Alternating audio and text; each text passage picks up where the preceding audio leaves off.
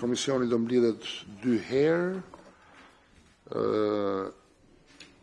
Në mbledhjen e paradites kemi 3 pika, ndërkohë që në rendin e komisionit për mbledhjet e pasditës, për të orës 2, kemi 6 çështje të tjera, 5 e keni të shënuar, ndërkohë 6 është edhe Banka e Investimeve që ka hyrë dje me shqyrtim të përshpejtuar në agendën e punimeve të parlamentit. Atëherë, do ta filloj me miratimin e proces verbaleve të zbardhura, cilat ju I keni në emailët tuaja zyrtare. Jemi në rregull me miratimin e proces verbaleve? Faleminderit atëherë, miratojmë proces verbalet. Pika e dytë e rendit ditës është shqyrtimi cilësinë e Komisionit për dhënie mendimi projekt ligjit për ratifikimin e marrëveshjes ndërmjet Republikës Shqipërisë dhe Bankës Europiane të Investimeve lidhur me hapjen e përfaqësisë së Bankës Europiane të Investimeve në Shqipëri. Kemi relatore zonjën Milva Ekonomi, ndërkohë që kemi të ftuar nga Ministria për Europën dhe Punët e Jashtme, zotin Endrit Uzeira, zëvendës ministër, dhe nga Ministria e Financave kemi zotin Florian Semani, zëvendës ministër, dhe zonjën Enkeleda Kuçi, cilëve I them që të afrohen, nuk janë për këtë projekt ligj. Jeni vetëm për atë dytin. Elvi. Në rregull. Atëherë mirë, në rregull. Ndërkohë që e pranishme është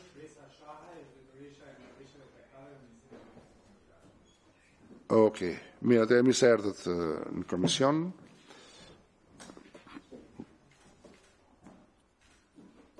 Atëherë pa humbur kohë, do t'i jap fjalën zotit Uzeirit, prezantoj projekt ligjin. Pastaj relatores, nëse do të ketë pyetje, do të vijojmë me pyetjet, përgjigjet dhe më tej diskutimet nëse do të ketë. Okej, zoti Uzeira, fjala për ju. Faleminderit zoti kryetar. Banka Evropiane e Investimeve është një institucion I Bashkimit Evropian, e cila ndihmon me ngritjen e fondeve nga burime publike dhe private për të ndihmuar projekte zhvillimore qoftë në Bashkimin Evropian, qoftë në vendet pranë Bashkimit Evropian.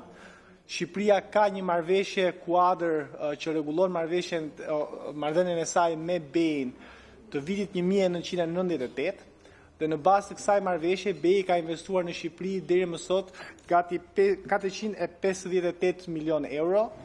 Është një sasi e konsiderueshme fondesh, e investuar kryesisht në projekte që kanë të bëjnë me infrastrukturën ujore, energjinë, investime tjera në sektorin arsimor dhe së fundmi BEI është edhe një nga kreditorët e rëndësishëm për sa I përket projekteve që kanë të bëjnë me rivitalizimin e hekurudës në Shqipëri. Në kuadër të procesit të integrimit dhe akoma më konkretisht në kuadër të planit të ri të rritjes, BEI është një nga institucionet e rëndësishme nëpërmjet cilit do kalojnë një pjesë e paketave financiare për të cilat Shqipëria mund të përfitojë nga ky proces dhe nga ky projekt I ri I BE-s për Ballkanin Perëndimor.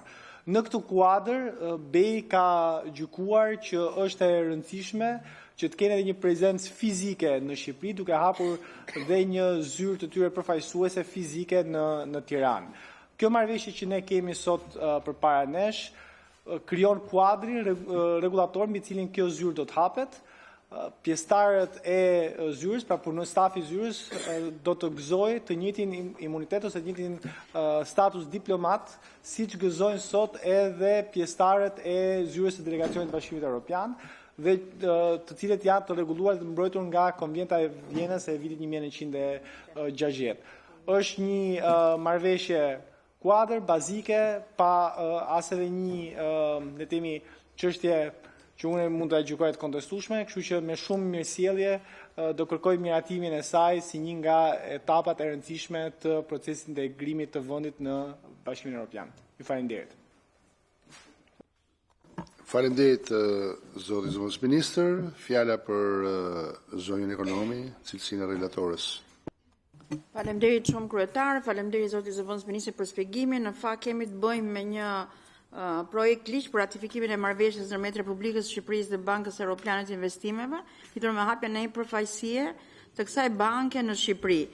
Në Këshillin e Ministrave, ky vendim ka kaluar në tetor vitit kaluar dhe është miratuar në parim marrëveshje. Ajo që synohet është që BEI të ketë një përfaqësi këtu në Shqipëri dhe nga përfaqësia që të ketë në Shqipëri, që ka në Shqipëri, ajo duhet të përfitojë sikurse edhe një punonjës i delegacionit të Bashkimit Evropian në bazë të parimeve të Konventës së Vienës me marrëdhëniet diplomatike.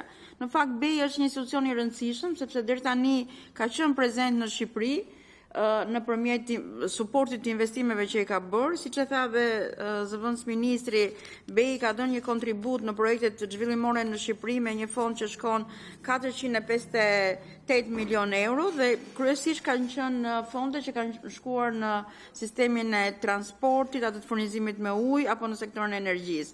Megjithatë, prezenca e BEI në Shqipëri nxit më shumë ardhin e investitorëve strategjik në vend, por gjithashtu nxit më shumë edhe mundësinë që ka Shqipëria për të përfituar fonde të tjera zhvillimore apo investuese për projekte që ka në pipeline-in e vet dhe sidomos ato që lidhen me planin e rritjes Bashkimit Evropian.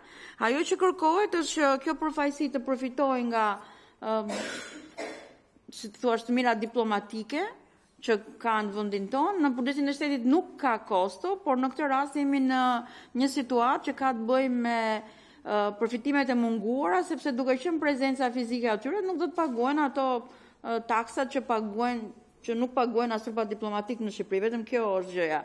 Megjithatë, ardhja e përfaqësisë BEI-t nuk ka lidhje aq shumë me fitimin e munguar, se ka lidhje me prezencën e BEI-t vetë në Shqipëri. Është një vend që ata e kanë zgjedhur, që tregon sipas mendimit tim shëndetshmërinë e ekonomisë. Fakti që vjen këtu dhe fakti që do të mbështesi projektet që do të jenë të ardhmen në fushën e transportit, të energjisë apo të digitalizimit, tregojnë që përfaqësia e konsideron vendin tonë një vend potencial në fushën e investimeve strategjike në të ardhmen. Që kështu unë besoj që kjo marrëveshje e nënshkruar, e rakorduar edhe me ata dhe me Bashkimin Evropian është një shenjë mirë për ekonominë shqiptare. Faleminderit. Faleminderit. Pyetje? Po, zonja Tabaku. I pyeta përfaqësuesi duke qenë se ligji u diskutua edhe në Komisionin e Çështjeve Europiane dhe më thanë që BEI s'ka asnjë përfaqësi tjetër në rajon, ndërkohë që me një Google search thjesht e kuptoni që është Serbia. Që ju pyeta disa herë që është Serbia dhe më thatë jo, nuk na figuron. Ndërkohë që ka pasur një marrëveshje me Serbinë vite më përpara që është hapur një zyrë e tillë dhe nuk ka asnjë lidhje me asnjë aftësi të jashtëzakonshme. Plani i rritjes kërkon që të kenë një partner të besueshëm për të zbatuar projektet. Qeveria shqiptare nuk është partner i besueshëm dhe kanë zgjedhur BEI-n. Edhe duke pasur parasysh faktin që instrumentat financiare që do përdoren nuk do të jenë tërësisht grante, po do të kombinohen edhe me kredi të buta, me fonde nga buxheti i shtetit e me radhë. Doja thjesht ta thoja për rekord, sepse ju pyeta 2 herë dje dhe mora një përgjigje ndryshe. Faleminderit. Po patjetër një koment. Zonja Tabaku, zonja Shaj dje ju tha se në djeninë e saj, pra nuk e kishte një informacion të plot për çështjen, po është e vërtetë që ka BEI dhe një zyrë në Serbi, po kjo nuk ndryshon as pak fakti që është një çështje shumë pozitive dhe një zhvillim shumë pozitiv fakti që po hapet edhe një zyrë në Shqipëri. Ndërsa për sa i përket kushteve të kredive që BEI ofron për Shqipërinë, janë ndër kushtet më optimale dhe me interesa ndër më të ulta në raport edhe me institucionet e tjera zhvillimore që operojnë sot në vendin tonë. Ka ndonjë koleg që do të bëj koment? Mirë, nëse nuk ka atëre, e hedhim marrëveshjen parim. Kush është pro? Pro? Kundër? Abstenim? Miratohet. Neni 1. Pro? Kundër? Abstenim? Miratohet. Neni 2. Pro? Kundër? Abstenim? Miratohet. Në tërësi, pro, kundër, abstenim, miratohet. Faleminderit zoti zëvendës ministër. Kalojmë tek pika e dytë e rendit të ditës. Kalojmë ke pika e dytë e rendit të ditës, që është nisma e deputetit Erion Braçe, të cilën e kemi miratuar në parim, ndërkohë që e shqyrtojmë nen për nen.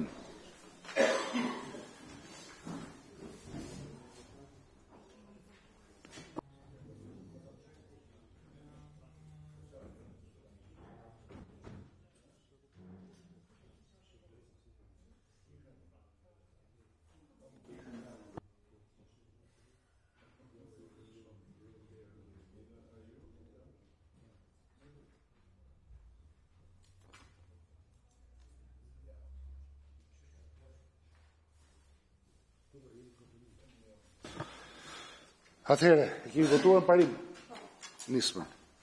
Ndërkohë, kemi përgjigje zyrtare nga Këshilli i Ministrave? Nuk kemi ende përgjigje zyrtare nga Këshilli i Ministrave. Okej. Atëherë,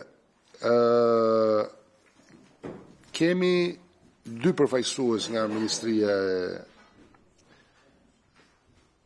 Financave, relatore ka qenë dhe mbetet zonja Antoneta Dhima, kemi Florian Semani, zëvendës ministër, dhe zonjën Enkeleda Kuçi, drejtore e tatimeve indirekte, drejtoria e përgjithshme e politikave tatimore, të cilëve ju uroj mirëseardhjen së bashku me zotin Dimitër Kotës, zëvendës ministër i bujqësisë dhe zhvillimit rural. Dhe Bledi Mile, drejtori i përgjithshëm drejtorinë rregullatore dhe përpoqëshmërisë në bujqësi, ushqim dhe zhvillim rural. Florian Semani, zëvendës ministër, mirë se erdhe, edhe urime edhe punë të mbarë. Florian, nuk të kemi parë në herë tjetër në këto panelet, ke qenë punonjës i administratës, je bashkuar rishtas. Have pak mikrofonit, lutem. Jam bashkuar rishtas, dje nisa punë si zëvendës ministër i financave. Sa kohë keni qenë emëruar? Dje nisa punë. A dje? Dje, po.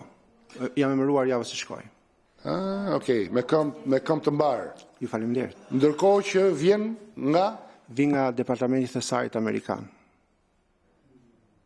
Punoja si ekspert i brendshëm për Internal Revenue Service. Okej. Dhe atje domethënë shqyrtoja shumë çështje ligjore që kishin lidhje me dëmet taksative të korporatave me asete shumë të mëdha, amerikane dhe ndërkombëtare. Ke punuar kohë gjatë atje? Kam punuar për rreth 1 vit. Po përpara? Më përpara kam punuar në public accounting, kam punuar për një nga firma më të mëdha të taksimit ndërkombëtar dhe ndërkombëtar, Anderson Tax. Kam punuar për rreth 5 vjet atje. Okej. Mirë, punë mbar atëherë. Ju faleminderit. Dhe suksese. Atëherë, më thonë që drafti fillestar ka pësuar disa rregullime, ndryshime për çështje të teknikës legislative, të cilat do t'i prezantoj zonja Dhima. Kush do t'i prezantoj? Zoti Braçe?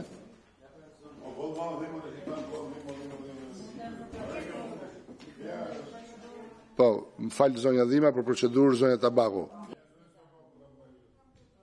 Përderisa projekt ligji që nga propozuar që në qershor dhe neve nuk kemi akoma mendimin e qeverisë, mbas 40 ditësh nëse qeveria nuk ka kthyer përgjigje, neve na linde drejta që ta vazhdojmë miratimin e këtij projekt ligji. Dhe nuk e pengon fare nëse sigurisht vullneti i deputetëve në këtë komision është i tillë. Kështu që unë nuk besoj që ky është një ngërç dhe meqense kemi dhe përfaqësues të ministrisë këtu, mund të diskutohen shqetësimet edhe këtu. Faleminderit. Patjetër, që do ta japim mundësinë, po të shohim pak të draftin çka ka ndryshuar nga pikpamja teknikës legislative zonja Dhima dhe kemi përfaqësuesit e ministrisë. Përfaqësuesit e ministrisë janë dhe përfaqësuesit e qeverisë. Ndërkohë unë pyeta zyrtarisht sepse ka qëndrime të cilat prezantohen në komision dhe bashkëshoqërohen edhe me qëndrimin e qeverisë. Do japim mundësinë përfaqësuesve të Ministrisë Financave që të japin qëndrimet e tyre. Po, zonja Dhima, lutem. Faleminderit zoti kryetar. Në draftin nga drafti fillestar janë bërë disa ndryshime edhe teknik iniciative por edhe formulime.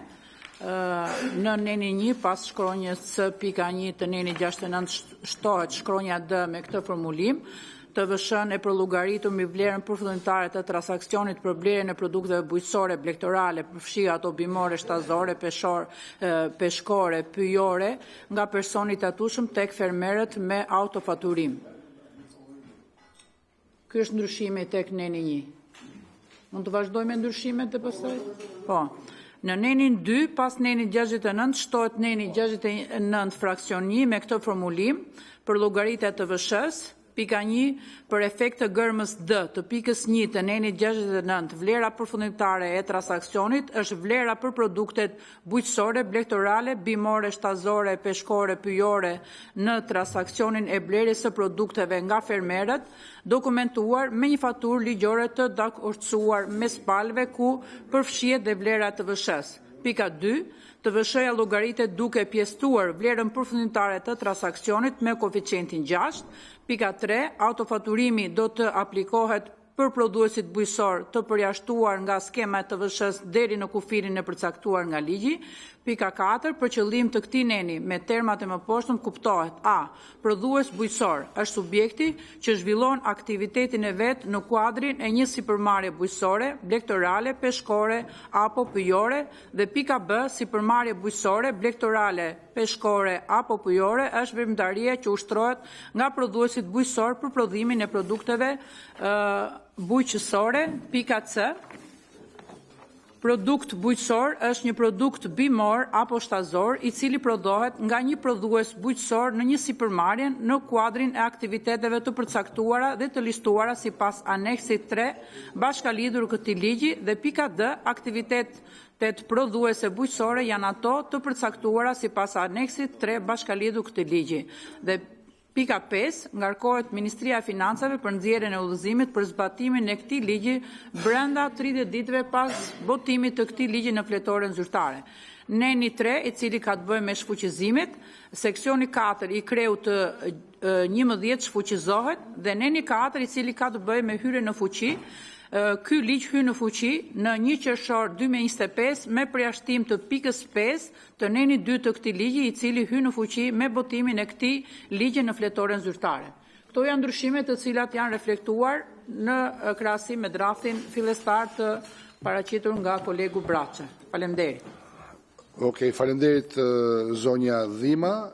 Bëhem me dije që ka patur një qëndrim zyrtar te Komisioni i Ligjeve, por nuk kanë qenë të njëjtët përfaqësues nga Ministria e Financave, ka qenë sekretari i përgjithshëm me sa mora ndjeni, i cili ka thënë që jemi dakord në parim me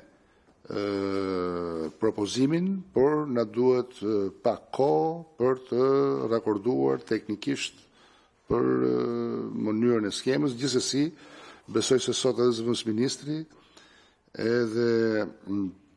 edhe Doresha kanë autoritetin për të folur në emër të qeverisë dhe për të dhënë një opinion. Kush e do fjalën, zëvendës ministri apo zonja Kuçi? Atëre fjala për zotin Semani, pastaj për zonjën Kuçi. Po. Ministria e Financave është në dijeni të problemeve edhe që ndeshin në terren dhe të shqetësimeve që janë ngritur. Edhe e kuptojmë shumë mirë, domethënë, në princip bashkërendimin ligjor. Por duke qenë se ka disa shtojca të caktuara në mënyrë të përshpejtuar kuptohet dhe gjithashtu në bashkëveprim edhe në bashkërendim me institucionet caktuar evropiane kompetente në këtë fushë, do të arrijmë një qëndrim shumë shpejt dhe pastaj mund të kthehemi edhe të japim qëndrimin zyrtar të Ministrisë Financave.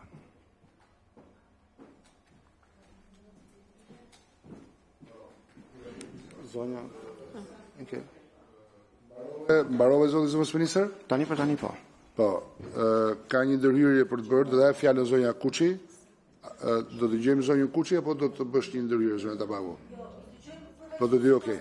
Atëherë po, zonja Kuqi, të lutem. Faleminderit nderuar përfaqësues.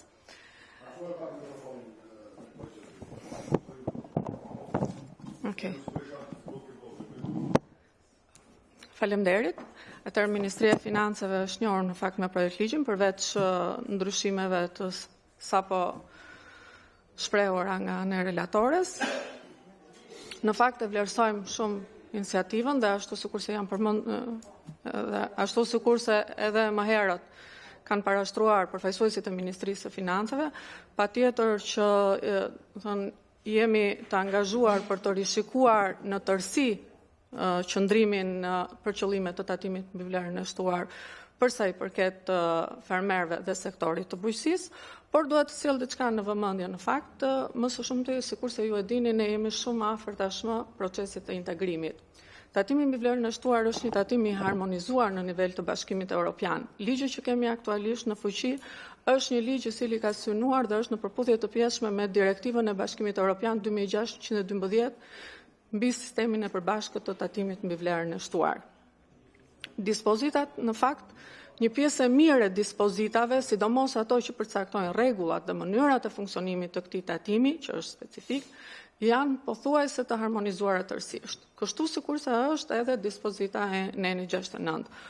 Ndërkohë, një nga në këtë këndvështrim, pra në kuadër të integrimit evropian, sikurse ju e dini, ne kemi synimin pra për të qenë tërësisht të harmonizuar me legjislacionin e BE-s.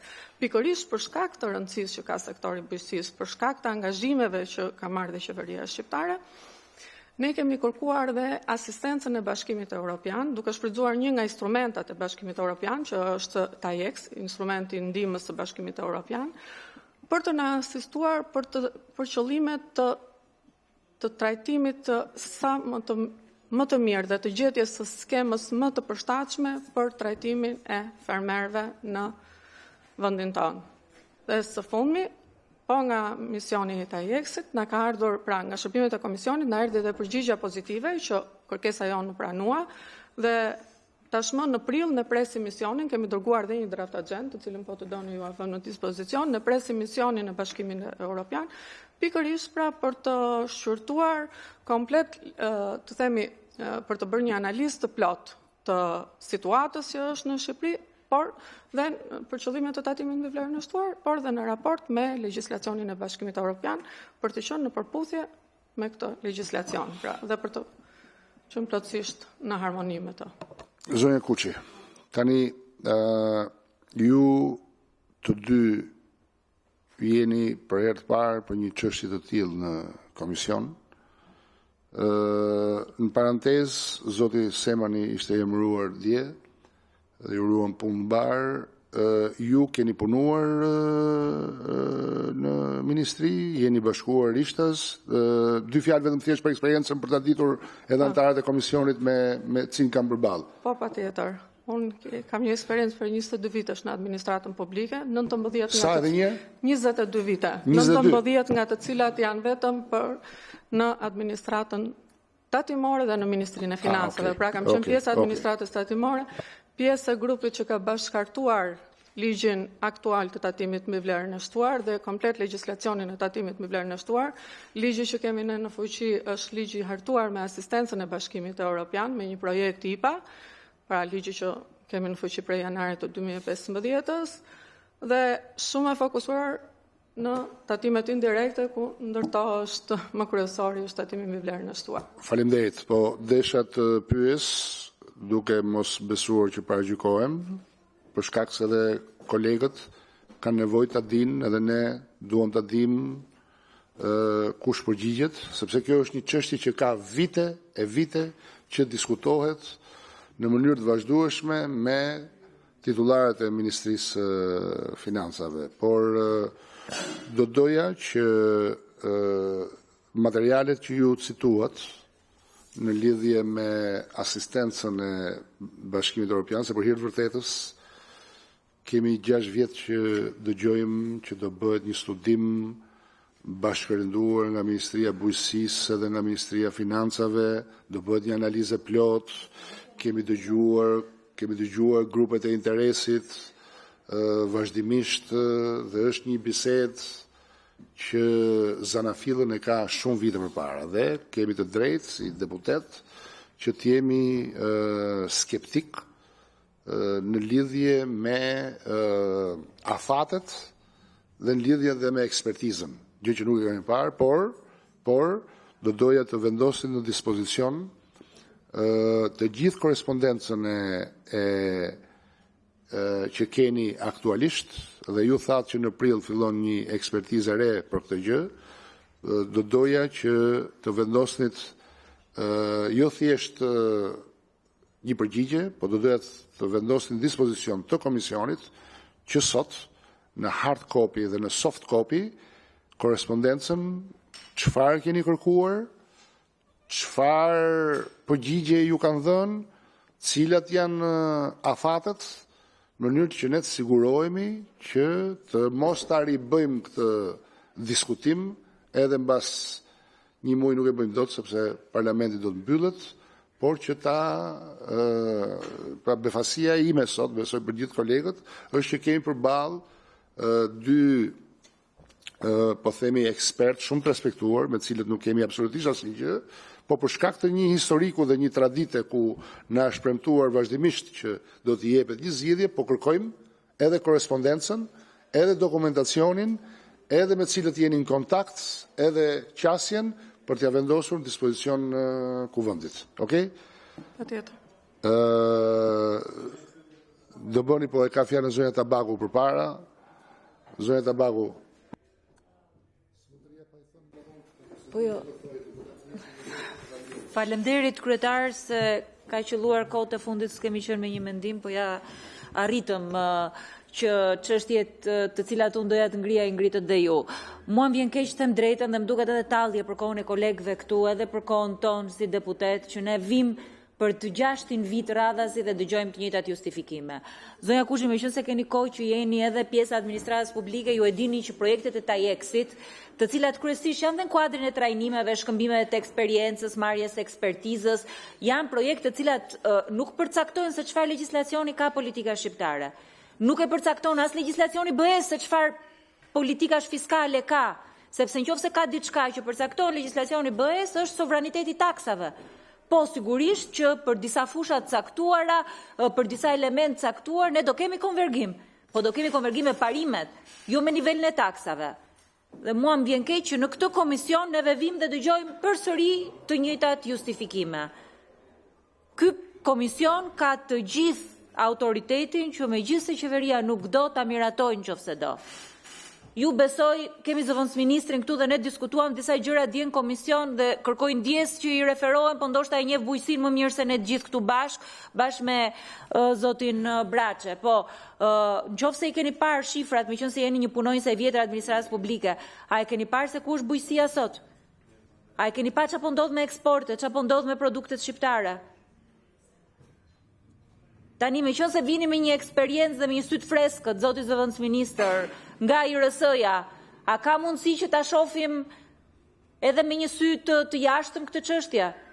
Kjo është një çështje që i bashkon deputetët përtej mendimeve politike, sepse lidhet me fshatin dhe bujqësia ka 4 vite që është zero, është në rënje ekonomike. A do bëjmë diçka ndryshe? A do propozojmë diçka ndryshe që ta nxjerrim nga letargjia fshatin, që mos ta përdorim sa herë na duhet? Sepse është e kot pastaj që parafrojmë ligje me BE-n, është e kot që flasim pastaj për zhvillim ekonomik. Ka zbritur bujqësia nga 20%, ka shkuar 18% e GDP-s, po shkon 16% e GDP-s. Do ta mbysim fshatin, do e nxjerrim fare jashtë qarkullimi. Me çfarë do mbahet turizmi që thoni kemi turist? Me çfarë do jetojnë 300.000 fermer? Duhet mendojmë disa politika që shkojnë për fshatin. Në qoftë se juve këtu vini dhe talleni, sinqerisht më duket tallje, me të njëjtat justifikime që kanë ardhur 4 ministra financash ne i kanë thënë, të kishte ardhur vetë zonja Denaj këtu. Se na i tha vjet zonja Denaj, na i tha para 6 muaj zonja Denaj, nuk është çështje e re kjo. Kjo për juve mund të jetë çështje e re, po ne kemi kohë që e diskutojmë. Politika taksave sigurisht që është politikë e qeverisë, nuk është politikë e opozitës. Po kjo është një çështje që lidhet më shumë se me mandatin e qeverisë, kjo është një çështje që lidhet me fshatin. Do bëjmë diçka ndryshe apo do vazhdojmë po kështu? Dhe unë kisha shpresuar që më në fund, me qenë se çështja po mblidhet komisioni, po diskutohen, po debatohen, çështja do ishte trajtuar ndryshe. Tajeksi është përsëri tallje. Nuk përcakton Tajeksi fare çfarë politike do kemi ne për fshatin. Keni një politikë që ka dështuar, vendos parlamenti, vendos qeveria ta ndryshojmë atë. Thjesht më duket shtyrje kohe. Faleminderit. Zoti Sinaj. Shumë faleminderit, kryetar. Tani edhe mua më duket kot kjo leja që kërkon juve për taksat edhe për DVSH-n në bujqësi, sepse këtu kemi të bëjmë me një treg. Kemi të bëjmë me një nga sektorët më të rëndësishëm të ekonomisë tonë, që është bujqësia, dhe ka një logjik shumë të thjeshtë. Ta vendosim fermerin shqiptar dhe blegtorin shqiptar në të njëjtat kushte me vendet e rajonit, me fermerët në vendet e rajonit. Dhe unë, pyetja ime është kjo. Si është ky ligj i TVSH-s për produktet bujqësore dhe blegtorale në Serbi? Si është në Kosovë? Kam kërkuar dhe herën tjetër. Si është në Itali? Pse do bëjmë shpikjen? Pse do kërkojmë lejen? Ne kemi ekonominë tonë dhe duam që kjo ekonomi, që kjo pjesë e ekonomisë, që është kaq e rëndësishme, sektor kaq i rëndësishëm për vendin tonë, duam ta vendosim në parametra të barabartë me të tjerët që të konkurrojnë treg. Që vetëm të blejmë dhe të importojmë, të na vinë madhra në doganë, të eksportojmë dhe ne. Ta vendosim pra prodhimin tonë të barabartë me të tjerët. Prandaj kam kërkuar dhe herë tjetër. A mund të më thoni në legjislacionin e vendeve të rajonit si është e shkruar kjo? Si trajtohet problemi të TVSH-s i bujqësisë? Si trajtohet në vendet e Europës, në Itali dhe në Francë? Pse do presim lejen? Kur ne dim që në ky sektor nuk po na funksionon tani. Dhe dim që importet janë shtuar. E dim që blegtorët dhe bujqit në Shqipëri janë në kushte të vështira. Pse mos t'i ndihmojmë? Pse mos ta barazojmë? Pse do të pyesim për ekonominë tonë të tjerët? Të marrim leje, nga ku thoni ju të marrim leje se çfarë do të bëjmë me ekonominë tonë, kur ne dim hallin vetë si është. A mund të më thoni si trajtohet në ligjet e vendeve të rajonit ky problem? Dua ta di dhe në këto të Europës, dhe në Itali dhe në Francë. Po dua ta di në Serbi, dua ta di në Kosovë, Maqedoninë e Veriut, si trajtohet kjo? TVSH-ja e produkteve bujqësore. Faleminderit. Mirë, atëre fjalë për zonjën Kuçi. Faleminderit. Atëherë, për sa i përket vendeve që janë anëtare të Bashkimit Evropian, edhe ato, ashtu sikurse edhe ne kemi detyrim për ta parafruar, dhe ato legjislacionin, pra rregullat, parimet e zbritjes së TVSH-s i kanë ashtu sikurse i kemi ne aktualisht në fuqi. Po, sepse janë detyrim nga direktiva e Bashkimit Evropian, zbritja e tatimit mbi vlerën e shtuar. Ndërkohë që sa i përket sektorit, sepse TVSH-ja është një tatim pra një tatim gjithëpërfshirës. Në parim duhet të aplikojmë mbi çdo mall dhe shërbim dhe në çdo hallk të zinxhirit të transaksionit. Por padyshim që ka dhe përjashtime për arsye të përcaktuara po nga direktiva. Ka vende që aplikojnë skemën e kompensimit të fermerëve, sikurse, domethënë, e kishim edhe ne dhe e kemi në legjislacion si skemë. Urdhra? Po, nga një të dhënat më të fundit që disponojmë nga faqja zyrtare e Bashkimit Evropian, ka vende për shembull si Greqia që aplikon skemën e kompensimit të fermerëve me normë kompensimi 6%, Kosova me normë kompensimi 8%. Ka dhe vende të tjera. Norma e kompensimit, po. Norma kompensimi me të vëshën e paguar? Aplikojnë skemën. Jo, edhe njerë. Skemën e... Mos bëni lodra ku me deputet. A i po të pyës, Greqia si e ka, që unë shkoj bleke fermeri pa faturë, dhe në momentin që bleke fermeri i them vraç ati 6%, të ka Greqia.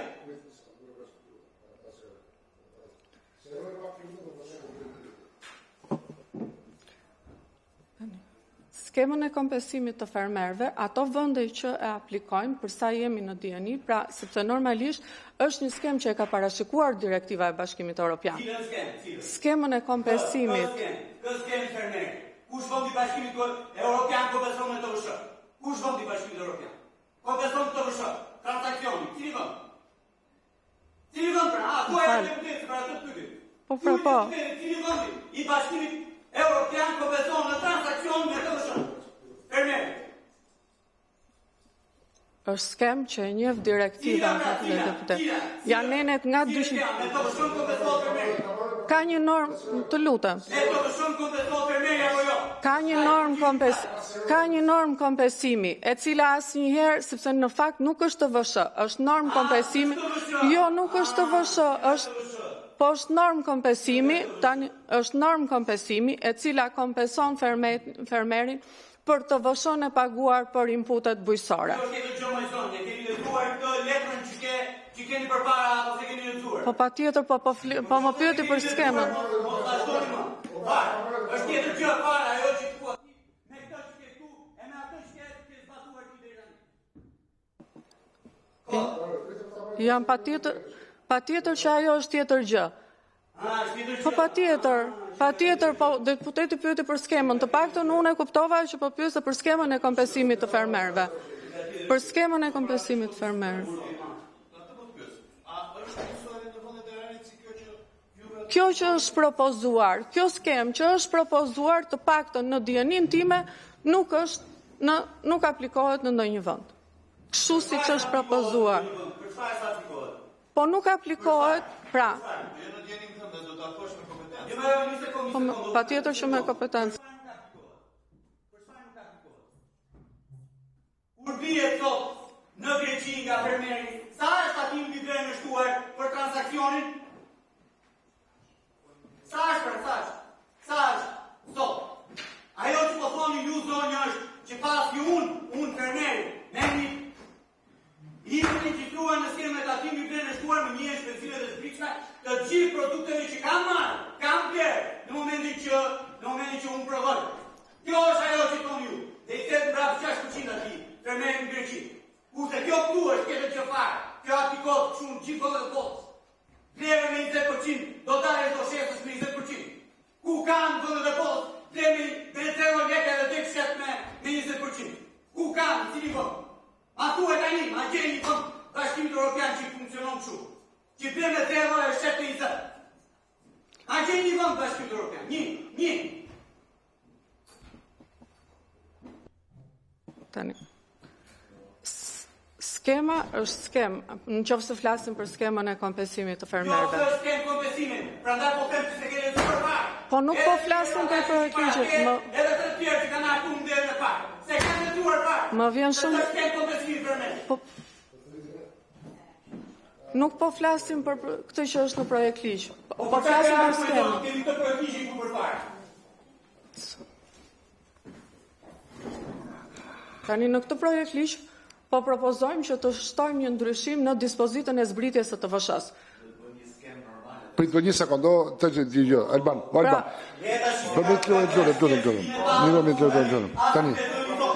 Tani një sekond.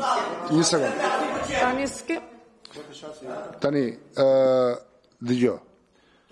Tani, se ndaj ju pyeta zoti zëvendës ministër edhe zonjës Kuçi, ky është një diskutim prej spaku 7 vjetësh. Unë kam 4 vjetë kryetari i komisionit, ka dhe 3 vjetë përpara. Përgjigjet që janë dhënë, nëse do të shihni të zbardhura në kohë, ka qenë gjithmonë kontradiktore.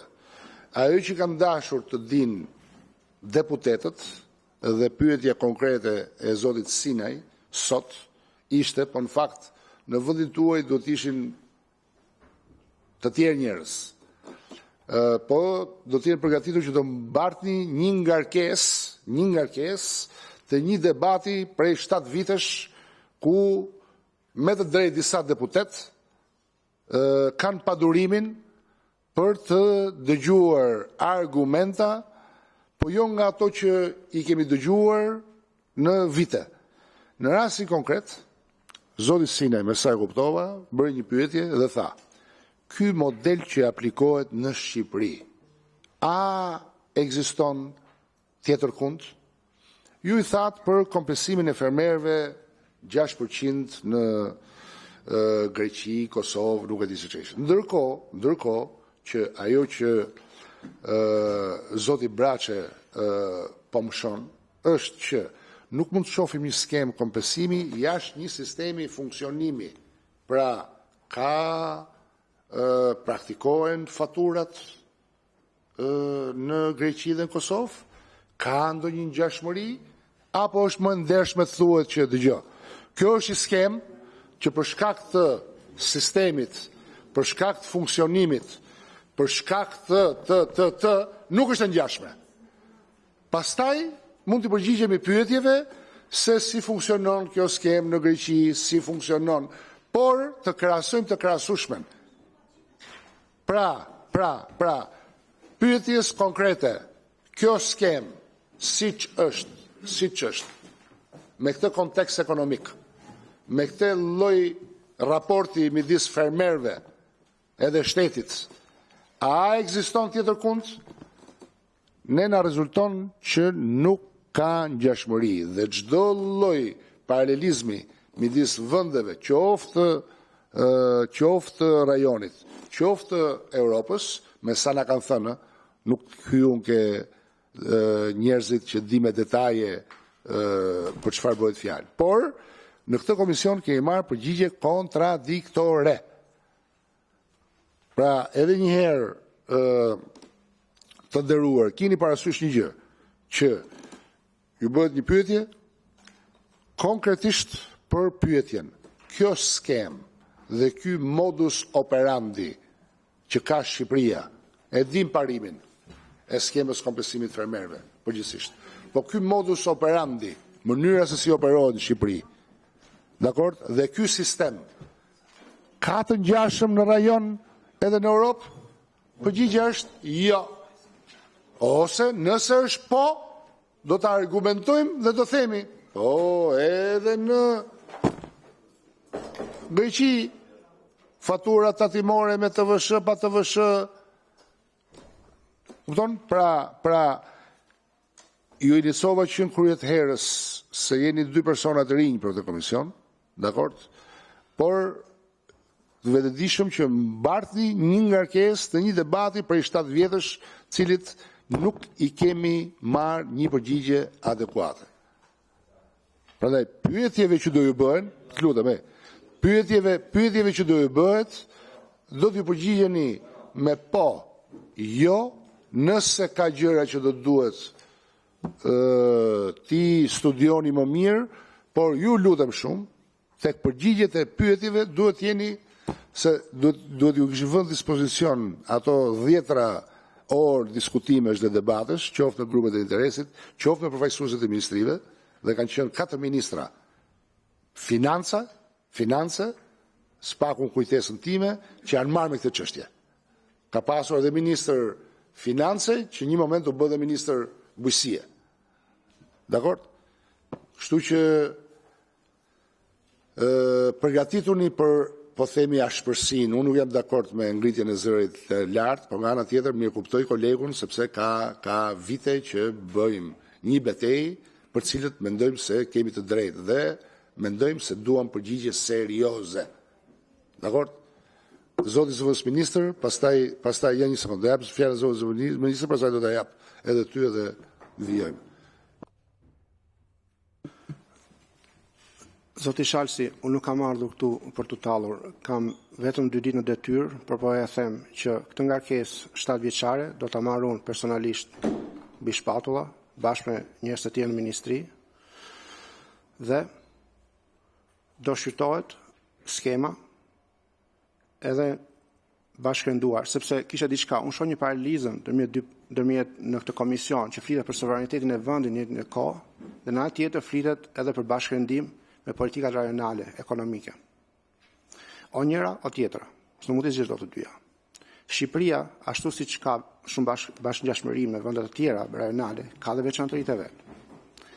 Dhe një princip shumë i rëndësishëm që është në kornizë që harmonizon gjithë elementin dhe projektligjet taksative dhe tatimore në Evropë, është principi i neutralitetit të taksave. Dhe në bazë të këtij principi, ne do studiojmë në mënyrë të përshpejtuar dhe po ja them, angazhohem personalisht për këtë gjë, për ta rishikuar gjithë procedurat që janë bërë përpara dhe për t'ju dhënë një përgjigje ashtu siç e meriton serioziteti i njerëzve dhe i zotrinëve deputet në këtë komision. Siç e thash në fillim, nuk kam ardhur për të tallur këtu dhe doja të ishte zonja Tabaku në këtë përgjigje, që të ishte dëshmitare e angazhimit tonë total për ta zgjidhur në këtë çështje në një kontekst fizibiliteti ekonomik, por duke pranuar komplet shqetësimet që ngjihen nga zotrin deputet. Ju falenderoj.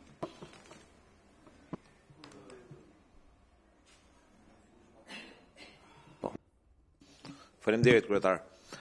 Unë nuk kisha ndërmend të flisja për këtë pikën, po unë ngasmova pak edhe nga drejtoresha, po edhe nga zëvendësministri tani në fund. Tha dy gjëra nuk shkojnë, tha dhe ajo pavarësia dhe këto pjesa e paralelizmave që ne bëjmë me rajonin. Po, mund të shkojnë të dyja.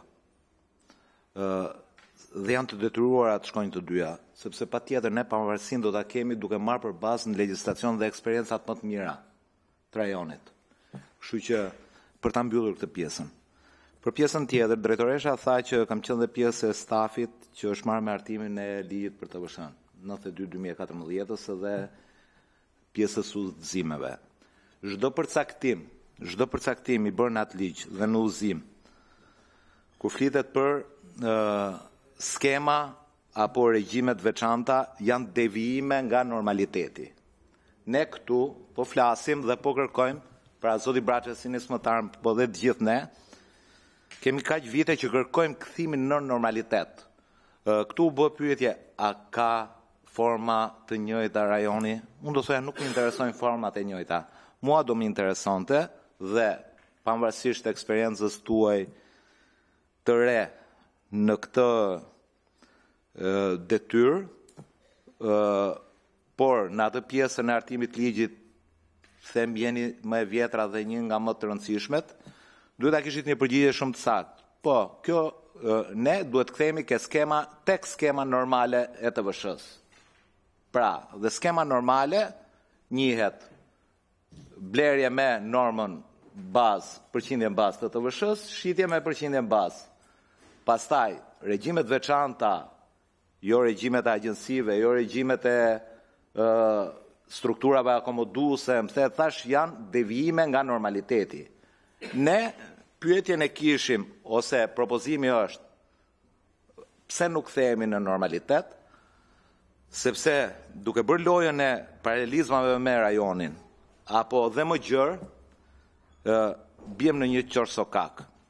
Duhet bëjmë një analizë shumë të thellë pastaj. Pra nuk duhet të themi thjesht a ka të ngjashëm në rajon apo në BE, por çfarë bëhet për këto që janë të ngjashëm me këtë skemë në rajon? Pra, çfarë bën, po themi komshiu jon, Kosova, Maqedonia, apo më gjërë Gjermania, Franca, për regjime të tilla. Pra, unë nuk do të mjaftohesha thjesht me pjesën e a ka të skema të ngjashme, por do të thoja që bëjmë një analizë çfarë ndodh atje, pse mundet, mbas të analizave tuaja, pse mund të ndodhi ndonjëherë që një produkt që ne kemi dhe produkt vendas mund na vi më lirë nga andej, dhe në qoftë se do të gjeni një produkt bujqësor që një nga vendet e rajonit apo një nga vendet e Bashkimit Evropian mund të vi me 1 lek më lirë se sa këtu, do të thotë që kjo skemë është e gabuar për mendimin tim. Dhe nuk duhet funksionoj. Pra, ne duhet kthehemi tek skema normale. Në qoftë se të gjithë produktet, siç janë aktualisht, janë me çmime më të ulta në treg se sa produktet e importuara, atëherë ju jap të drejtë dhe lëreni këtë skemë. Por në qoftë se qoftë edhe një produkt bujqësor vjen me çmim më të ulët nga importi, atëherë kjo skemë nuk duhet të ekzistojë për asnjë sekond dhe duhet kthehemi tek skema normale. Nuk po kërkojmë, dhe zoti Braçi si propozues nuk po kërkon devijim nga skema, po kërkon skemë normale. Prandaj që edhe kjo revolta nuk që personale, po që lidhur me qëndrimin që nuk duhet kishte më sot këtu, ta shikojmë me gjithë respektin për zëvendësministrin, ne me angazhime nuk mund ta rregullojmë këtë, ne duhet vim dhe duhet thoshim sot, po, jemi dakord me këtë. Faleminderit. Zoti Braça. Faleminderit kryetar. Do të them ca gjëra mbas janë gjëra të fundit që them këtë komision. E para mbi të gjitha një herë, cili duhet kuptoj, e mbi të gjitha qeveria duhet kuptoj, që sipas Kushtetutës së Republikës së Shqipërisë, institucioni që ka suveranitetin e plot për të vendosur tatime e taksa është Kuvendi i Republikës së Shqipërisë. Nuk është qeveria. Fare, qeveria mund të propozoj këtu dhe qeverisë mund t'i rrëzohet çdo tatime, çdo taksë që sill këtu, ashtu siç edhe mund t'i miratohet çdo tatime dhe çdo taksë që sill këtu. Por institucioni sovran sipas Kushtetutës së Republikës së Shqipërisë për tatime dhe taksa është Kuvendi i Republikës së Shqipërisë. Në këtë rast, një deputet, një komision parlamentar i Kuvendit të Republikës së Shqipërisë ka sjellë propozim për rregullim në tatime e në taksa. Të duhet ta kuptoj shumë mirë qeveria më në fund pas 35 vitesh në këtë vend. E dyta që është akoma më e rëndësishme, pavarësia e kuvendit në raport me çdo institucion tjetër, përfshi dhe institucione ekzekutive, është e plot për të vendosur në respekt të interesave të atyre njerëzve që votojnë për deputetët e Kuvendit të Republikës së Shqipërisë. Dhe pavarësia e këtij institucioni në të dyja rastet, edhe për shkak për kufizimet që ja sjell kushtetuta në raport me tatimet dhe me taksat, dhe pavarësia e këtij institucioni për të vendosur me vullnet plot të deputetëve të tij nuk mund të cënohet nga asnjë ministër, nga as 2 ministra, nga as 3 ministra, nga as 4 ministra, nga as 5 ministra, financash apo bujqësie që kanë kaluar në harkun e 7 viteve kur është diskutuar kjo çështje në Kuvendin e Republikës së Shqipërisë. Në asnjë formë, as në formën brutale të votimit kundër, as në formën e butë që sillni ju këtu soft që do mendojmë edhe një herë, pasi 6 vite me radhë nuk na kanë mjaftuar për të menduar për këtë çështje. E për të marrë eksperiencat e Bashkimit Evropian apo vendeve të rajonit për këtë çështje. E treta që është shumë e rëndësishme dhe këtu e kam edhe me ju kryetar. Është e turpshme që ministri i Financave nuk vjen këtu të përballet për një çështje që shqetëson mbi 45% të popullsisë të këtij vendi dhe që natyrisht impakton një sektor prodhues që është sektori më i madh prodhues në vend. Dhe me i kontribut 19-20% prodhimin e përgjithshëm kombëtar. Është e turpshme. Në harkun e 2 javëve që diskutohet kjo nisëm këtu, unë kam pas atje përballë 3 grupe të ndryshme. 3 grupe të ndryshme. Dhe kjo po, zoti zëvendësministër, është një tallje skandaloze me Kuvendin e Republikës së Shqipërisë. E me deputetët. Tallje skandaloze. Një herë gjej ministrin, një herë gjej zëvendësministrin, një herë gjej sekretarin e përgjithshëm, një herë gjej drejtoreshën, një herë gjej përgjegjësen. Dhe ky po është tallje me që u ngeli atri pak më parë. Po është tallje. Dhe natyrisht kur tallen zëri shkon në qiell. Se s'lejoj kërkëm të vi këtu e të tallet me punën apo me kontributin e një deputeti. E katërta që është shumë e rëndësishme, e thash në Komision e Ligjeve, po ja u them dhe ju me që jeni të radhës që vini për këtë gjë. Unë nuk kam asnjë lloj interesi personal në këtë histori. Prindërit e mi nuk banojnë fshat. Prindërit e mi s'kan toka në fshat. Unë për vete s'kam trashëguar asnjë gjë në fshat. Fare zero. Po të lutem. O Albana, ka mundësi i sekond, të lutem. Unë po punoja në fshat. Dhe ky shqetësimi që është këtu, është shqetësimi krijuar nga Ministria e Financave të Republikës së Shqipërisë. Dhe është krijuar në mënyrën më banale të mundshme, dhe ai zotëria që keni atje në krah e di shumë mirë. Kjo të vëshëja u shkatrua me ligj, se Ministri i Financave asaj periudhe kishte siklet madh nga Erion Braça. Mendoj që ky do bëhet ministër bujqësie dhe po ja shkatroi sektorin para se ky të bëhet ministër bujqësie. Ja për kaq është prishur sistemi i TVSH-s. Për kaq është prishur sistemi i TVSH-s. U ulëm me zotrin dhe kemi negociuar ditë të tëra me radhë. Dhe ai zotria atje e di. Dhe kemi ngelur vetëm për 500.000 euro. Për 500.000 euro kemi ngelur. Dhe për 500.000 euro u shkatrua skema e tatimit mbi vlerën e shtuar për bujqësi. Ja ky është turpi. Dhe tani gjithë kjo tallje që ndodh tani, ndodh thjesht dhe vetëm pse këtu në këtë propozim është emrim. Se po t'ishte emri i ministrit tënd të financave, kjo do kishte kaluar për 1 sekond. Për 1 sekond. Nuk do ishte kërkuar as mendimi KQZ-s, as i FMN-s, as i Bankës Botërore, as i BE-s, as i TAEX-it. Se kaloi një ligj para një muaji këtu dhe s'u pyet fare për këtë gjë. As u fol për këtë gjë fare. Kaloi për 1 minutë edhe ai. Për 1 minutë. Dakor që t'jemi të qartë. Për argumentat e shtyrjes e tjera. Tani të vim në thelb të propozimit. Zonja që ken krah e di shumë mirë se çka ka ndodhur. Se ka qenë pjesë ta, kam qenë aty pjesë. Në vitin 2013, tatimi mbi vlerën e shtuar funksiononte si skemë kompensimi për fermerët. Pra në momentin që unë blija nga fermeri, i faturoja edhe një 6% atij që ta merrte ai mbrapsht. Pjesa më e madhe se ka marrë fare. Atë 6%. Erdhëm ne në pushtet, pra ne që jemi këtu erdhëm në pushtet, dhe barazuam skemën e tatimit mbi vlerën e shtuar. Dhe në atë akt kishte 2 gjëra. 2 gjëra të rëndësishme. E para u bashkua skema e tatimit mbi vlerën e shtuar, 20 në hyrje, 20 në dalje, 20 në blerje, 20 në shitje, dhe e dyta, ky 20% shërbeu si kompensim për fermerët në faturë.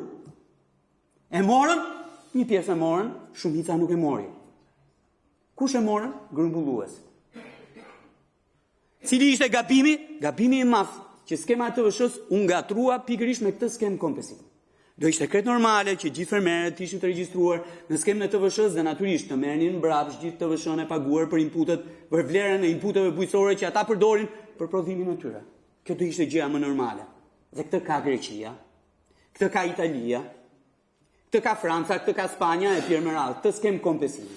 Ne bëmë një skemë kompensimi që ishte një shpikje. E gjetëm të shpikur nga ai para nesh dhe e thelluam shpikje. Çfarë ndodhi më pas? U zbrit në 6 nga një ministër. Në nëntor të vitit 2018 me efekt që nga 1 janari vitit 2019 dhe u qua në 0 nga një ministër që ishte bërë zvendës kryeministër. Sot që flasim, kompensimi fermerëve është 0 lekë. 0. S'marrin asgjë. Dhe ky kapitulli i kompensimit fermerëve këtu duhet shfuqizuar dhe këtë kanë propozuar. Shfuqizimin e tij, sa ata marrin 0 lekë. Ç'kompensim është kur është 0 lekë? Ç'kompensim merr kur merr 0 lekë? Tani kemi anën e dytë, që pasi u bë kjo 0, natyrisht u deformua skema e tatimit mbi vlerën e shtuar. Sot kur unë blej, unë grumbulluesi, shkoj blej ke fermeri, blej me 0% tatim mbi vlerën e shtuar. Kur dal shes në tregje, në Tiranë, në tregun e brendshëm, se këtij adresohet propozimi tregut brendshëm, dal shes me 20% tatim mbi vlerën e shtuar.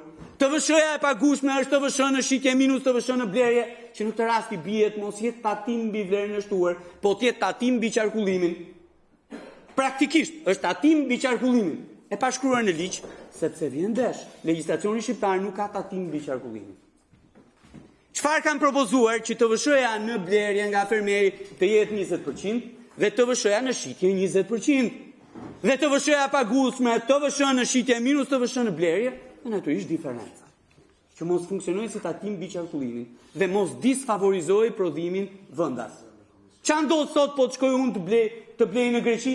Blej me 20%, vi hyn dogan, shes me 20%. Dhe natyrisht ulliri, qumshi, portokallia, mandarina, molla, gruri, misri, çdo gjë që vjen prandaj është e favorizuar sepse këtu brenda unë i bie të paguaj tatim mbi qarkullimin. Jo TVSH të pagueshme. TVSH në shitje, minus TVSH në blerje. Pra, edhe në raport me parimet e Bashkimit Evropian zonjë, jemi në përputhje të plot. Pse? Po zbatojmë të njëjtën skemë TVSH-e që ka gjithë dynjaja. Pra, jo skemë kompensimit fermerit, s'ka më skemë kompensimit fermerit. Sot që flasim ka një skemë, diku ke 4.8 miliardësh për këtë vit, që ne ndihmojmë fermerët për vlerën e inputeve bujqësore, për fara, për fidane, etj me radhë, ju japin dorë, ju japin lek dhe quhet subvencion. Sot fermeri s'merr kompensim. Kjo skemë nuk i jep kompensim fermerit. Kjo skemë rregullon tatimin mbi vlerën e shtuar në tregun e brendshëm dhe në përpunim. Asgjë kundi tjetër. Kaq. Kjo nuk e di sa ti vitësh që e shpjegoj këtë gjë, me njerëz të ndryshëm ulur atje tek ju, se një drejtor vjen, një drejtor ikën, një zëvendësministër vjen, një zëvendësministër ikën, një ministër vjen, një ministër ikën, e kështu me radhë dhe tirret. Dhe ka një arsye. Po ta kishit shkruar ju, do kalonte për 1 sekondë. Me që kemi shkruar ne, edhe pse jemi sovrani, edhe pse kushtetuta na e jep ne këta atribut të miratojmë tatimin e taksa, natyrisht bëhet kjo zvarritja edhe kjo tallje. Po prap, kjo tallje. Këtu. Tani, si propozuesi kësaj, me që është puna ime në fundit kuvend, unë jam i kënaqur shumë të shikoj. Po, patjetër për këtë sesion, patjetër. Do me thënë, me që është puna e fundit, po them edhe një herë tjetër, unë do jam shumë i kënaqur që kjo gjëja të votohet kundër në Parlamentin e Shqipërisë. Dhe do ja votën time ministrit që sot bën fushat në Myzeqe, ministrit financave, dhe ta shikoj se si do votoj kundër.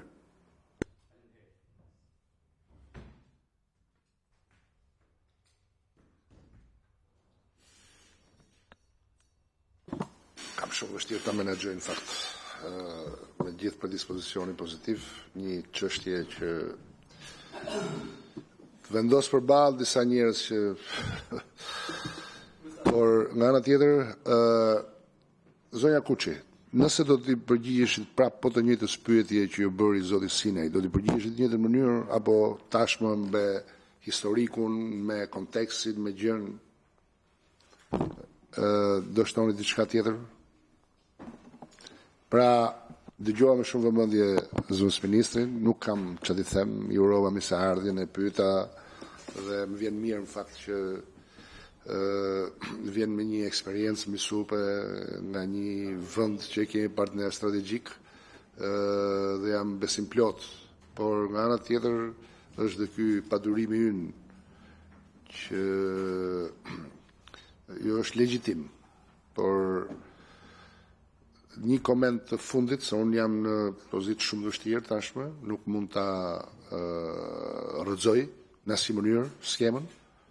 Nga ana tjetër nuk i zgjedh unë përfaqësuesit e qeverisë që vinë në komision, ato i zgjedh qeveria. E kam miratuar me vullnet në parim nismën dhe isha gati ta miratoj edhe nen për nen, nëse do të kisha sot një përgjigje zyrtare me shkrim nga ana e qeverisë. Më thatë që jeni në hapat konkrete dhe unë do doja të shihja pak korespondencat, them drejtën, përpara se të marrim një vendim, sepse ne kemi edhe një mbledhje në orën 2 sot pasdite, por ato korespondencat që ju thatë që keni tashmë për ekspertizën dhe shpresoj që të jenë paraqitur me këtë historik që u bë. Po më bërë një koment final zonja Kuçi dhe një koment final zoti zëvendës ministra. Faleminderit. Por mos mbani mbi supe bara apo ngarkesa, cilat jam i bindur që ju të paktën që jeni këtu nuk i meritoni.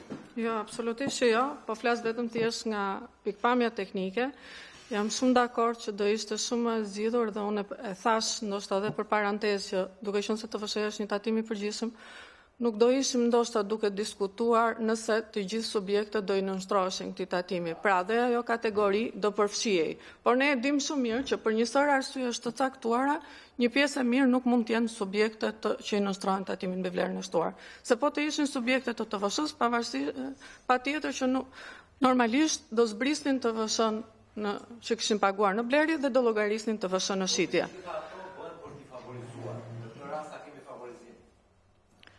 Pra, në këtë rast, ne prap flasim për një kategori që nuk do të jetë regjistruar në TFSH. Pra, blerjet që ne do marrim nga këta, do i marrim nga subjekte që nuk janë subjekte të regjistruar në TFSH. Ndërkohë,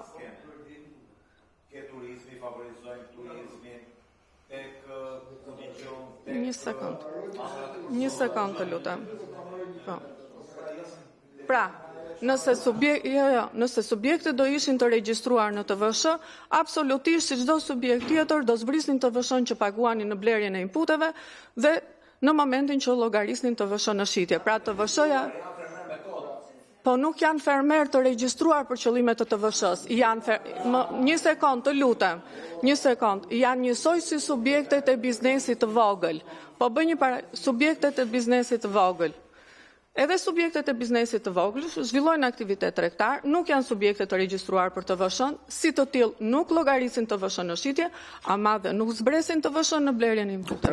Pra gjithë gjëja është e fakti që këto nuk janë subjekte të regjistruar në TVSH. Atëherë pra zonja Kuçi, kur t'ju pyesi një deputet dhe t'ju thot, a ka ndonjë shembull në rajon, a ka ndonjë po të daj vullneto. Përgjigja është për sa kohë nuk kanë ngjashmëri, nuk ka një shembull me cilën ne mund të krahasohemi. Kaq e thjeshtë është. Parimi i kompensimit që ju po i referoheni nuk është në rastin konkret fare në asnjë përveç se subvencioneve që tham. Pra nuk kemi një shembull konkret dhe ata analizë që do bëjmë në vendin tuaj unë do thoja që po prandaj kemi nevojë të bëjmë një analizë, si e kemi, si e ka bota, edhe si mund ta parafrojmë dhe si mund ta bëjmë ne. Kaq e thjeshtë përgjigja. Kupton? Kaq e thjeshtë është përgjigja. O Alban, pludën. Pludën vetëm një sekond. Si nga arkivi dhe nga Bergan shtet, tek fermerët si duhet. O Alban, një sekond pludëm, edhe njëherë, o zonjë, nuk e dim kuptoni apo jo. Unë jam fabrika e qumshit e Rioni, po i pres veshin. Unë shkoj grumbulloj qumësh ke fermeri. Kur i marr qumshin fermerit, unë jam biznesin madh zonjë. Madje unë jam VIP për djenin tënde, jam VIP. Pra shkoj blej tek fermeri qumshin, me 0% TVSH, e marr, e përpunoj, ose e shes ashtu si që është, e fus në tankera, dhe dalë e shes me 20% TVSH. TVSH të duket kjo ty? Skem TVSH-ja të duket? Nuk është skem TVSH. Sepse TVSH-ja e pagueshme është TVSH në shitje, minus TVSH në blerje, dhe çfarë ngelet ja paguaj shteti.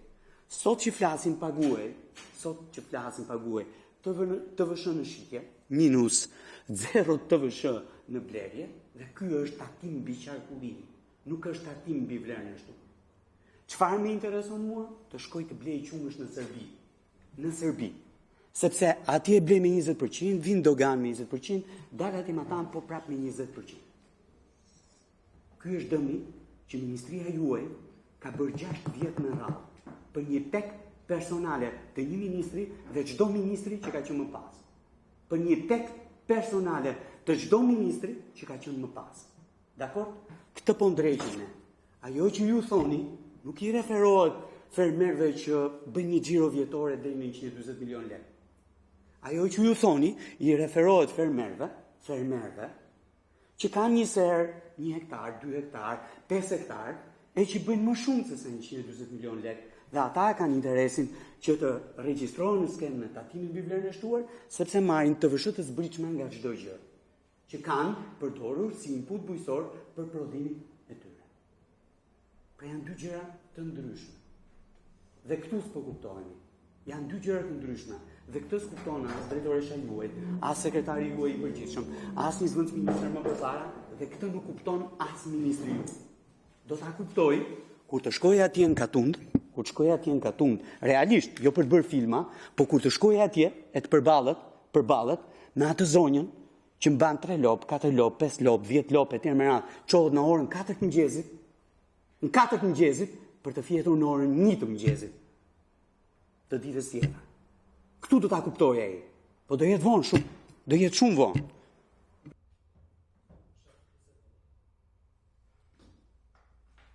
Faleminderit. Ne në fakt po të bëjmë në qaf shumë, zëvendës ministre, se ti jemi zëvendës ministre e financash edhe mase nuk i di problemet e bujqësisë siç duhet. Edhe dhima do të ndihmojnë çik. Kjo bujqësia me çfarë informacioni kemi ne, vetëm 5% e popullsisë merret me bujqësi. Kurse në Amerikë zotëria që ka zëvendës ministër sot, në merret vetëm 2% e popullsisë merret me bujqësi. Nuk merren shumë njerëz, merren pak. Pra bujqësia në gjithë botën është e subvencionuar. Pra ka kosto të jashtëzakonshme të cilat i mbulojnë shtetet e qeveritë e atyre shteteve sepse duhet kemi prodhime bujqësore në treg. Pra, ne për këtë po flasim tani, ne fermerin tonë e kemi nxjerrë jashtë skemës së përgjithshme. E kemi bërë të falimentoj, ky është problemi që kemi ngritur ne. Do të thotë që skema e TVSH-s, sepse kolegu Braçe shikon nga ana financiare, thotë 20% në blerje 20% në shitje dhe është normale, nuk mund të ketë fabrika e qumshit në Shqipëri që grumbullon qumësh nga fermer të ndryshëm pa TVSH, të ketë 20% TVSH për të paguar, sepse është vërtet taksë me qarkullimin. Por unë e shikoj edhe në sensin tjetër, sensin e ekonomisë. Është 40% e popullsisë tonë që merret me bujqësi dhe kjo 40% e popullsisë ka dalë jashtë rregullave të përgjithshme të tregut. E ke nxjerrim ne jashtë tregut. Këtu unë fola që për pavarësi, i nderuar, sepse nuk mund të pyesim një konsulent i jashtëm, ai mund na kthejë një përgjigje që nga ana financiare i bën mirë buxhetit të shtetit që kjo TVSH të grumbullohet. Po ne kemi hallin e ekonomisë ton për ta barazuar tregun me tjetrin, duam prodhimet shqiptare. Duam që turisti kur të vinë në Shqipëri të marrë prodhim shqiptar, jo prodhim serb. Ky është gjithë problemi që po diskutojmë dhe kolegu Braçe ka kaq kohë që ngul këmungën dhe ai edhe unë kam qenë kundër kur është ndryshuar ky ligj. Kur bë me 6 kam qenë kundër, kur bë me 0 pastaj s'u ndjeva më asun. Tash unë kundërshtova me 6, pastaj u bë me 0 e mbylla gojën. Duhet rikthyer kjo gjë. Unë kryetar kam një mendim. Kush është kundër kësaj gjë? Le të na vi këtu në komision. Dhe të mbrojë të kundërtën. Ta mbrojë të kundërtën në mënyrë shkencore financiare përballë kolegut Braçe, ta mbrojë të kundërtën kundër nesh në lidhje me tregun, në lidhje me fermerin. Vit na thot, sepse këta kanë ardhur në komision, po nuk e di sa të gatshëm janë për të na përgjigjur për çdo gjë. Po dimo, duhet na thosh një gjë për tregun e bujqësisë, se ti je një mirë. Se si konkuron tregu serb këtu, si konkuron tregu tjetër i Ballkanit këtu në Shqipëri, si konkuron tregu i Evropës në Shqipëri. Do na thosh një. Se u bie bret ku tër ditën atje njerëzve. Faleminderit. Po e kësaj ministres financës i bjem, zëvendës ministres i bjem kot qafës. Po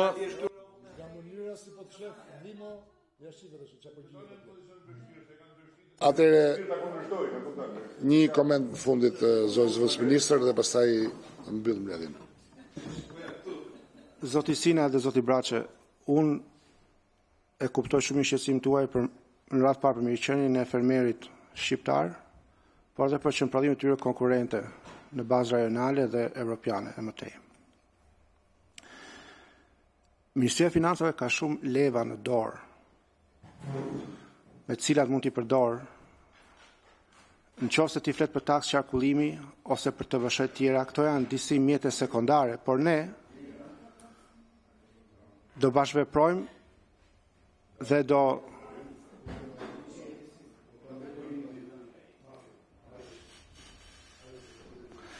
megjithatë është dy fjalë kam. Ne angazhohemi për të bashkërenduar veprimet që keni ju dhe pikëvështrimet tuaja ekonomike në bazë të leva ekonomike që keni në dorë, edhe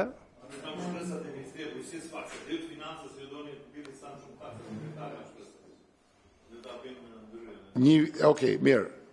Besnik, ti vullnet, lutem. Atëherë një Braçe e përmbyll si unë me që se kjo është procedurë e pazakon. Ligji është votuar në parim. Pa asnjë lloj problemi. Unë mua s'kam asnjë lloj sikleti në gjithë historinë. Dua vetëm të shikoj ministrin e financave në kuvend kur të votohet kundër. Për mua votoni kundër s'ka problem, shkojmë në parlament. Se votojmë do të kundër, para tash në momente nuk ka votoni kundër, para dhe dyta këtu janë 3, 4, 5, 6 deputet. Tani kjo gjëja nuk mund të vazhdojë më kështu. Me që ministri nuk vjen këtu edhe nuk preferon të vitë bëj debat këtu me deputetët, është i pari ministri që refuzon, se ka të tjerë që vinë këtu edhe thonë po do ta shohim, do ta studiojmë e të me kështu kam bërë. Ky është i pari ministri që refuzon të vitë përballë argumentat në një sallë parlamenti. Me që ky nuk guxon, unë preferoj shumë që ta kem përballë ministrin e financave, siç pata atë ministrin që e shkatroi skemën e TVSH-s dhe i ka dhënë këtë kosto bujqësisë, siç pata atë përballë. Dhe ju thash, do ta keni litar më thyt atë djalin, tani dua që ta shikoj dhe këtë, t'ju tregoj prap litarin. Pa asnjë lloj problemi. Lutem, jemi të shpeshur tash, okay? Po. Po ta dash pra, ta dash. Po shtype mirë. E hap, po. O zoti Dhimo. Këtu bëhet fjalë për një sektor të ekonomisë, nuk bëhet fjalë për një pjesë të TVSH si do të mbledhin buxhetin e shtetit. Është shumë e rëndësishme sektori i bujqësisë. Dhe sektori i ekonomisë është shumë i rëndësishëm nga ato që do Ministria e Financave të grumbullojnë në buxhet. Shumë i rëndësishëm. E doja të tregoja një rast konkret të biznesit tim. Isha në një situatë shumë të vështirë një në biznes, edhe vajta të konsultohesha me një ekspert. Edhe më thot ai direkt, thot ai eksperti, shkurto shpenzimet, thot, e kupton, si e mirë me ta, do shkurto shpenzimet. I thashëm, po unë po shkurtova shpenzimet, më ra çati janë shesh, i thash. Ha, tha, ti e bëre si ai që tha, sa e mësova gomarin punonte pa ngrënë, më ngordi gomari. Tu nuk bëhet fjalë për taksë, bëhet fjalë për një ekonomi, që po kërkojmë ta ngrëm, se janë 40% e shqiptarëve që merren. Kështu që ju si Ministri Bujqësie duhet toni fjalën tuaj, nuk duhet ja lini financës në dorë, se financa ka normat e tija për të realizuar për buxhetin e shtetit, dhe atë qëndrim do mbajnë. Kurse ju si Ministri Bujqësie e njihni sektorin nga afër. Faleminderit. Mirë, shihemi në orën 2, nderuar kolegë deputet, pa vendimarrje. Ja ta mendojmë tani se nuk e para nuk e Mos u vini siklet fare, votojni kundër. Mos u vini siklet fare. Është 1, 2, 3, 4, 5. Faj i asnjë deputeti në kuvend për këtë që ka ndodhur për 6 vjet me radhë. Nuk është faj i kërkujt. Është faj i çdo ministri financash që nga viti 2018 në vijim për këtë që ka ndodhur me bujqësinë shqiptare. Është faj i kujdo, deri ke ky i fundit. Për momentin tani jemi vetëm 6 veta, s'kemi as quorum, ta ridiskutojmë dhe në flasim sërish.